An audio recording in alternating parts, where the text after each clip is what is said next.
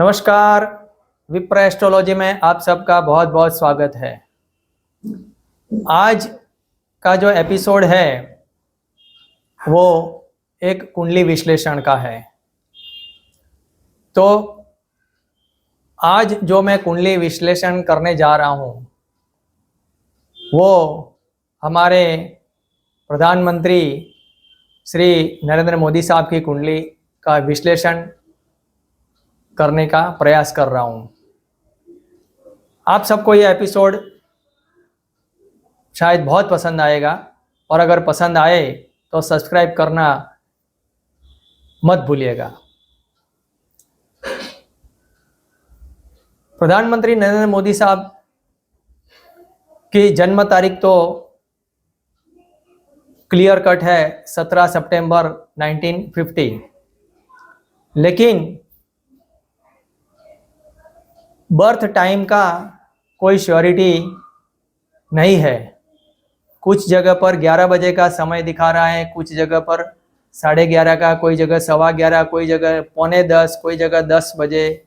तो मैंने भी बहुत सारा पता करने का ट्राई किया, तो ये सब अलग अलग टाइम मिल रहा है।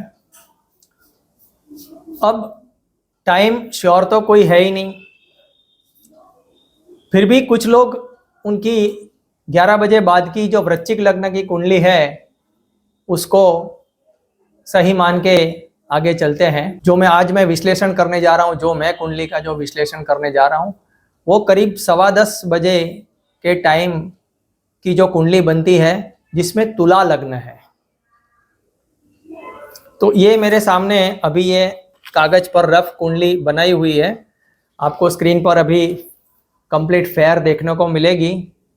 तो ये तुला लग्न की कुंडली के हिसाब से ग्रह कुछ इस तरह से स्थापित होते हैं। तो आइए अब हम इसका स्टेप बाय स्टेप कुछ विश्लेषण करने का प्रयास करते हैं। तो सबसे पहले तुला लग्न का लग्नाधिपति जो शुक्र है वो 11वें भाव में शनि के साथ बैठा है। तो ये एक इंडिकेशन है कि उनका जो बॉडी स्ट्रक्चर है वो कोई बहुत जाइंटेंटिक बॉडी नहीं है, मतलब बहुत हाइट बॉडी ज़्यादा नहीं है। एक नॉर्मल उनकी हाइट बॉडी है जो करीब 5.5 फुट से ज़्यादा उनकी हाइट नहीं है। अब हम आते हैं कि एक के बाद एक उनके जीवन के कुछ पहलू के बारे में और कुछ खास योग जो बनते हैं इतने उच्च पद पर जाने के लिए। वैसे एस्ट्रोलॉजी में हजारों योग हैं, कितने सारे योग कितने लोग याद रखेंगे और कितने योग क्या काम करते हैं, लेकिन जो कुछ बहुत खास योग होते हैं जो इंसान को कई ऊंचाइयों पर ले जाते हैं उसके बारे में चर्चा करते हैं। तो सबसे पहले हैं जो लग्नेश शुक्र, और ये तुला लग्न की कुंडली में शनि चतुर्थेश पंचमेश होने की वजह से वो प्रबल योग कारक बनता है, यानी फंक्शनल बेनिफिक योग कारक, प्रबल योग कारक होने की वजह से बहुत ही शुभ प्रदान करता है। और चतुर्थेश पंचमेश और लग्नेश शुक्र, चतुर्थेश पंचमेश स्वयं शनि है और लग्नेश शुक्र, ये जो कॉम्बिनेशन है ये शनि शुक्र, ये दोनों ही 11वें भाव में स्थित है। तो ये एक बहुत ही जबरदस्त एक धर्म कर्माधिपति का बड़ा राजयोग बनाता है, जिसकी वजह से उनको जीवन में उच्च स्थान प्राप्त होना की संभावनाएं बहुत बढ़ जाती है और मिला हुआ है। अब हम यहाँ नहीं रुकते हैं, अब हम कुछ और आगे जाते हैं। तो इसमें एक और चीज देखते हैं। तो चतुर्थेश पंचमेश जो दोनों शुभ भाव है, शनि उसका मालिक है मकर और कुंभ राशि का, और भाग्येश यानी 9वें स्थान का मालिक बुध, ये भी एक साथ बैठे हुए हैं। यहां पर भी फिर से धर्म कर्माधिपति योग बन रहा है। तो वो कैसे? तो अगर आप कुंडली में राशि के अलावा साथ में नक्षत्र में, हमेशा कहता हूं कि नक्षत्रों पर भी ध्यान हमेशा देना चाहिए। तो शनि और बुध ये दोनों ही उत्तरा फाल्गुनी नक्षत्र में हैं।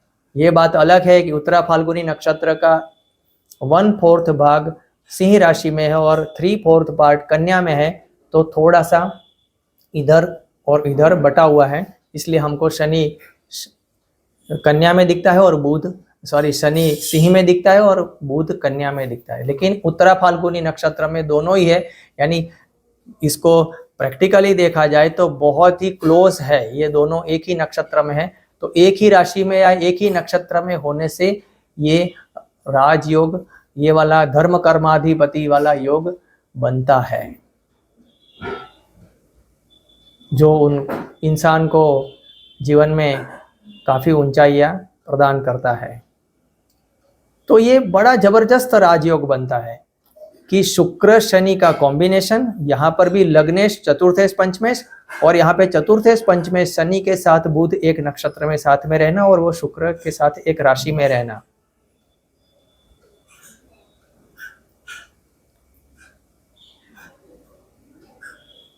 उसके बाद अब हम आते हैं दूसरे भाव में। दूसरे भाव में स्वग्रही मंगल है, दूसरे भाव में स्वग्रही मंगल है और नीच का चंद्र है, वृश्चिक राशि का।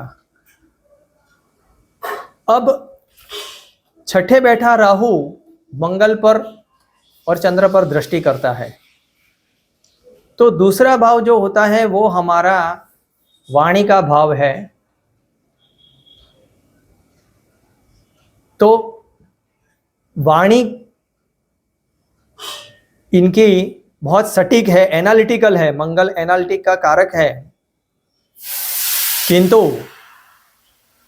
उग्र ग्रह भी है मंगल साथ में और राहु की दृष्टि भी है। इसकी वजह से उनकी वाणी में कई बार कड़वाहट या रफ भाषा का प्रयोग या उग्रता, वाणी में उग्रता दिखती है। दूसरा वाणी का जो नैसर्गिक कारक ग्रह है बुध है, तो बुध भी सूर्य के साथ और केतु, सूर्य बुध और केतु के साथ एक साथ क्लोज कंजक्शन में है, वो एक ही नक्षत्र में है, तीनों के तीनों 12वें भाव में। तो अग्नि तत्व में बुध, सूर्य और केतु, सूर्य अग्नि तत्व है, तो उसके साथ होने से वाणी में कई बार उग्रता स्पष्ट दिखाई देती है और एग्रेशन है। तीसरा भाव जो है वो परिश्रम का भाव होता है खासकर, और संवाद करते हैं हम, अपना कम्युनिकेशन या हमें अपनी बात जो करना है वो किस तरह से करते हैं। तीसरा भाव का स्वामी गुरु पंचम भाव में है, तो कम्युनिकेशन में तो बहुत फैंटास्टिक है और उनका कम्युनिकेशन काफी स्पष्ट है। किंतु जो गुरु है, एक बात मजेदार यहां पे देखने को मिलेगी आपको, तीसरे भाव का स्वामी वो धनिष्ठा नक्षत्र में है।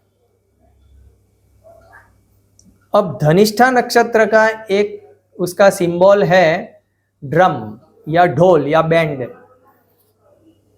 उसका धनिष्ठा नक्षत्र का एक वैदिक नाम है श्रविष्ठा।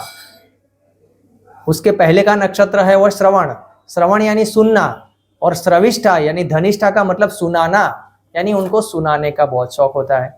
ढंढेरा पीटना, अपनी बात को फैला देना, मीडिया से बात अपनी कैसे कहलवाना, या प्रचार में माहिर, ये एक उनका तीसरा भाव का स्वामी गुरु स्वयं अपने भाव से भी तीसरे भाव में होने से, third house to third house और पंचम भाव शुभ भाव में, जहाँ बुद्धि और ज्ञान ये उसका प्रयोग करके वो धनिष्ठा नक्षत्र में होने से ये अपनी बात बहुत ही जबरदस्त तरीके से रजू करते हैं और ढंढेरा पीट के करने का एक दर्शाता है। चतुर्थ भाव में आते हैं तो चतुर्थ भाव का स्वामी शनि वो 11वें भाव में है और उस पर गुरु की पूर्ण दृष्टि है, यानी माता का पूर्ण आशीर्वाद है। माता के साथ रह नहीं पाए जिंदगी भर, किंतु माता का आशीर्वाद हमेशा रहा है क्योंकि गुरु की कृपा है शनि पर, चतुर्थ भाव के स्वामी पर। तो और माता का कारक जो है चंद्र, वो भी अपने मित्र ग्रह मंगल जो कि स्वग्रही है उसके साथ दूसरे भाव में है और अपने भाव से पंचम भाव में है, यानी माता से लगाव भी है और माता का आशीर्वाद रहा है। उसके बाद पंचम भाव में आते हैं। पंचम भाव में गुरु कुंभ राशि में धनिष्ठा नक्षत्र में स्थित है। बहुत ही इंपॉर्टेंट भाव है ये पंचम भाव। पंचम भाव जो भाव है वो विद्या, ज्ञान, पुत्र, संतान, आपकी तपस्या, आपका मंत्री पद यानी मंत्रणा करने में आप कितने माहिर हैं, तो आपका मंत्री पद है जो वो हमेशा पंचम भाव दिखाता है। यानी आप मंत्री बने तो पंचम भाव से, और मंत्री पद का कार्यभार संभालेंगे कैसे, वो उस कार्य करेंगे कैसे, वो दसम भाव से देखा जाता है। उसकी मंत्री को क्या सत्ता मिली वो दसम भाव है, लेकिन पंचम भाव आपको पद बताता है। तो पंचम भाव में गुरु धनिष्ठा नक्षत्र में है। अब पंचम भाव का स्वामी शनि 11वें भाव में है। शनि खुद अपने भाव को देख रहा है और उस भाव में शुभ ग्रह, नैसर्गिक शुभ ग्रह गुरु स्थित है। एक तो ऑलरेडी पंचम भाव वैसे ही बढ़ गया, पावरफुल हो गया, और उसी शनि पर पंचम भाव में स्वामी पर गुरु की दृष्टि भी है। तो इससे पंचम भाव को प्रबलता बहुत बहुत बहुत मिल गई और ये मंत्री पद की 100% श्योरिटी दिखाता है कि ये इनको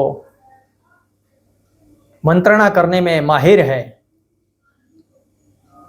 महारत हासिल है।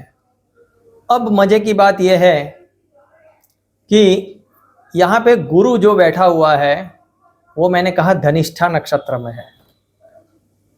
अब धनिष्ठा नक्षत्र यहाँ पे क्या करता है ये मैं समझाता हूँ। सबसे पहले तो धनिष्ठा नक्षत्र के जो देवता है वो अष्टवसु है, यानी 8 जो भाई थे वसु वो है। उसके डिटेल में नक्षत्र की सीरीज शुरू करूंगा तब डिटेल में समझाऊंगा, लेकिन मैं अभी शॉर्ट में इतना समझा दूं कि ये मल्टी टैलेंटेड ये नक्षत्र है जिसके अंदर ये 8 प्रकार के उनके अंदर टैलेंट होती है। अब इसको मैं शॉर्ट में समझाऊं और तो ये अष्ट वसु में से एक वसु को हम अच्छी तरह से जानते हैं। आप सबने महाभारत देखा होगा या पढ़ा होगा, तो गंगा पुत्र भीष्म वो अष्ट वसु में से एक वसु है। बाकी के 7 वसु यानी उनके भाइयों को गंगा जी ने पहले ही नदी में बहा दिया था, और जब ये 8वां रह गया, शांतनु ने रोका तो वो रह गया और उनको ये पूरा जीवन जीना पड़ा ब्रह्मचर्य। तो ये कहने का मतलब अष्ट वसु को आपको जानना है तो आप भीष्म पितामह के कैरेक्टर को समझिए तो समझ में आ जाएगा।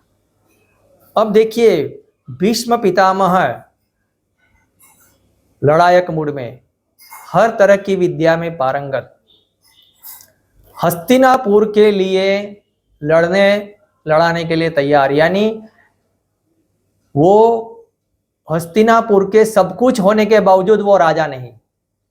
हस्तिनापुर के वो चाहे प्रधानमंत्री कहो या प्रधान सेनापति कहो। तो ये गुण यहाँ पे दर्शाता है कि ये इंसान को प्रधान सेवक या प्रधान सेनापति, और हम सब ने देखा हुआ है कि वो मोदी साहब गुजरात में मुख्यमंत्री रहे, वो भी सेवक है, मंत्री पद है, और पिछले 9 साल से देश के भी प्रधान सेवक यानी प्रधानमंत्री है। देश का सर्वोच्च स्थान जो है वो तो राष्ट्रपति का है, वो देश का सबसे सर्वोच्च स्थान है। सर्वोच्च स्थान पर राजा की जगह तो वो है। मंत्री, ये तो मंत्री है, मंत्रियों में जो मुख्य है प्रधान, तो वो प्रधान सेवक है, वो राष्ट्रपति नहीं बने, राष्ट्रपति नहीं बनने देता। ये राष्ट्र की सेवा के लिए समर्पित, जैसे भीष्म पितामह ने हस्तिनापुर के लिए समर्पित अपना जीवन कर दिया, ये एक गुण उनके अंदर इनबिल्ट आ जाता है। लेकिन उसमें एग्रेशन, कई बार गलत डिसीजन, जल्दबाजी में आ जाते हैं, क्योंकि धनिष्ठा नक्षत्र एक उग्र नक्षत्र है। और जहां तक मेरा ख्याल है, वैसे ही ये मोदी साहब भारतीय जनता पार्टी में भी, अपनी पार्टी में भी शायद वो कभी प्रदेश प्रमुख या पूरे राष्ट्र के अध्यक्ष, पार्टी अध्यक्ष नहीं बने। वो भी एक उच्च स्थान होता है पार्टी के अंदर, लेकिन वहां नहीं रहे। उसमें भी वो संगठन मंत्री या उस तरह के उन्होंने पद प्राप्त किए हैं शायद, लेकिन प्रदेश अध्यक्ष या पूरा पक्ष के, पूरे देश के अध्यक्ष नहीं बने। संगठन में माहिर है क्योंकि वो धनिष्ठा नक्षत्र है। सेनापति की तरह अपना संगठन करते हैं, अपनी लड़ायक टीम, हम अपने योद्धा बनाने का काम, क्योंकि वो लड़वई है। तो वो प्रधान सेवक या प्रधान सेनापति, चुनाव में भी वो सबसे आगे रहकर प्रचार करते हैं और सब पूरी टीम को गाइड करते हैं कि कैसे हमें चुनाव लड़ना है, क्या स्ट्रेटेजी लगानी है और कैसे हमें ये कार्य करना है। तो ये गुरु जो धनिष्ठा नक्षत्र में है, ये इनके सब ये गुण इनको है। अब इसके बाद आते हैं कि छठे भाव में राहु है, बहुत जबरदस्त है। राहु 3 जगह पर बहुत बलवान होता है, तीसरे, छठे और 11वें भाव में। तो छठे भाव में राहु यानी बहुत बड़ा शत्रु विजय योग बनाता है कि उनके सामने शत्रुता की तो बहुत सामने वाले के लिए बहुत मुश्किल है, एक्सेप्ट कि उनके भी कुंडली के ग्रह कितने बलवान हैं। बाकी ये छठे राहु वाले नॉर्मली शत्रु विजय योग के साथ जीते हैं, उनके सामने शत्रुओं को हथियार रखने की नौबत आ जाती है। अब इसमें और बल क्या मिलता है शत्रु पर विजय करने के लिए? छठे से छठा यानी 11वां, वहां पर शनि है। शनि के लिए भी शुभ स्थान जो अच्छे माने गए वो छठा 11वां, जहां पे उस और शत्रु विजय योग में और बढ़ोतरी करता है। यानी छठे में राहु और छठे से छठा 11वां जो है वो शनि, तो शत्रुओं पर बहुत भारी पड़ना, ये इनका शनि राहु का कॉम्बिनेशन स्पष्ट रूप से दिखाई देता है। उसके बाद आते हैं हम 7वें भाव में। तो 7वें भाव नॉर्मली हम इंसान का दाम्पत्य जीवन देखते हैं।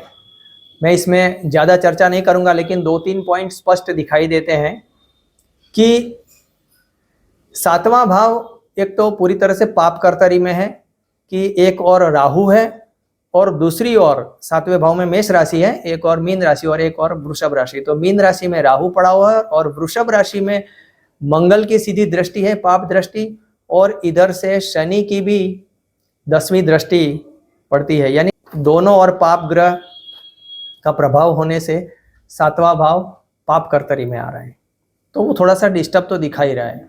दूसरा जो पॉइंट है इसमें क्लियर इंडिकेशन जो मिल रहा है, वो 7वें भाव का मालिक मंगल वो दूसरे भाव में चला गया और वो भी स्वग्रही होकर, यानी ये दाम्पत्य जीवन के लिए ज्यादातर अच्छा नहीं होता है, क्योंकि 7वें भाव के लिए ये जो दूसरा भाव है वो 8वां है, यानी उसका मृत्यु स्थान है। तो 7वें से 8वां यानी दूसरा भाव, मैंने बहुत सारे लोगों की कुंडलियां देखी हुई है, इस तरह के कॉम्बिनेशन जब आते हैं, 7वें का स्वामी दूसरे भाव में आता है, तो ये सब परेशानी मेजॉरिटी केस में देखने को मिलती है। तो ये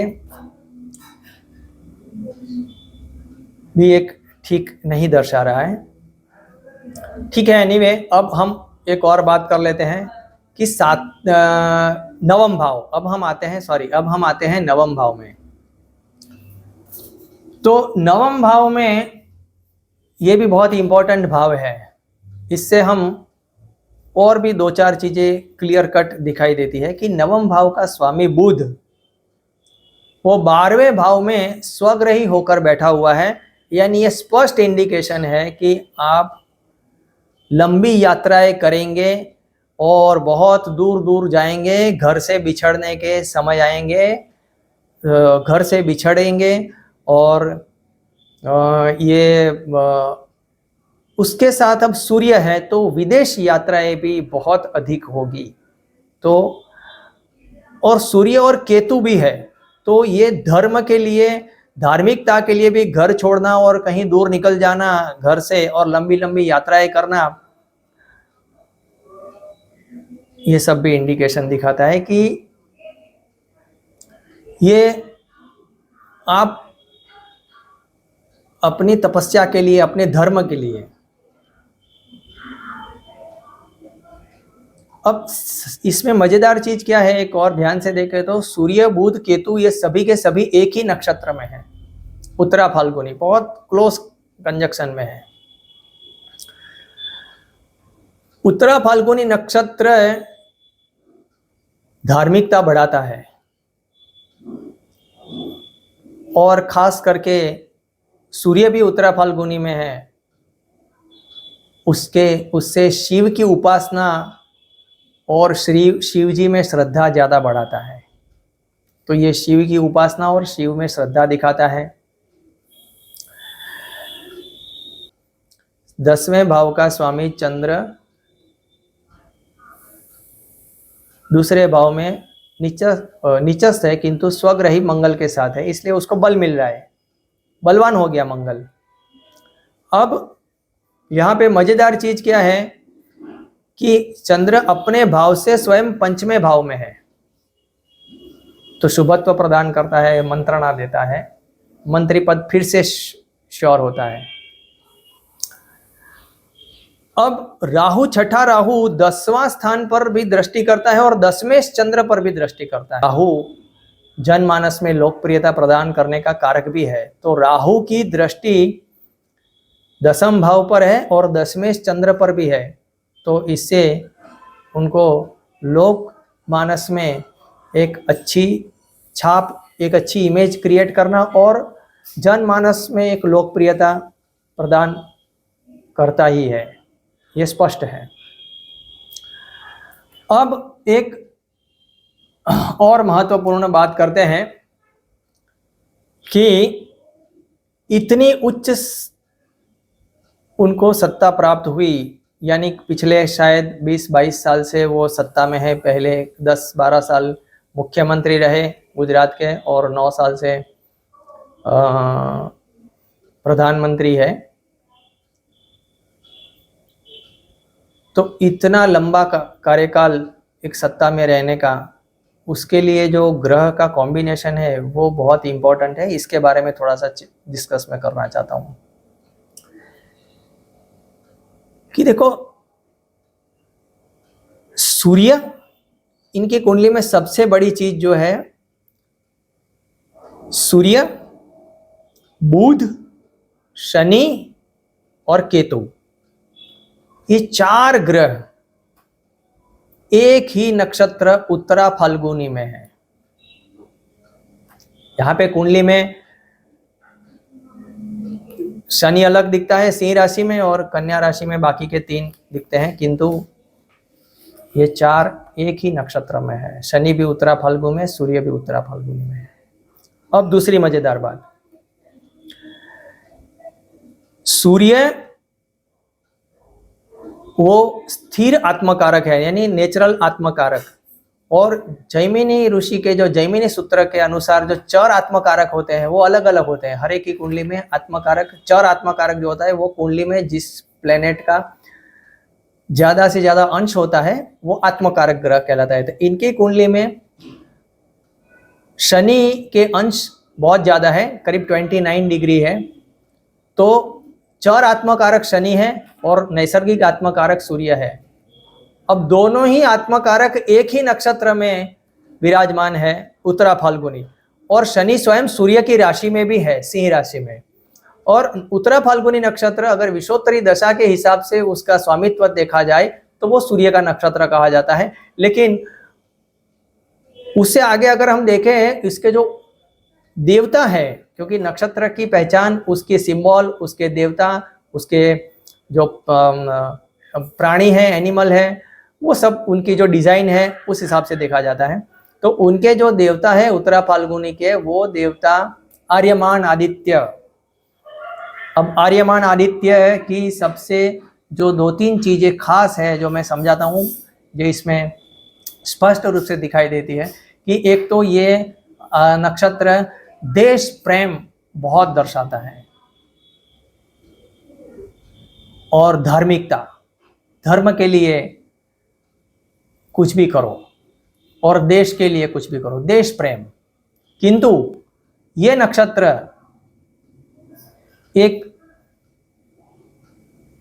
आर्यमान आदित्य, वो एक ऐसे आदित्य है कि जो अपनी सत्ता बचाए रखने का भी, सत्ता बचाए रखने के लिए कुछ भी तोड़ जोड़ भी करते हैं, कुछ नियम कानून को भी ताक पर रख देते हैं।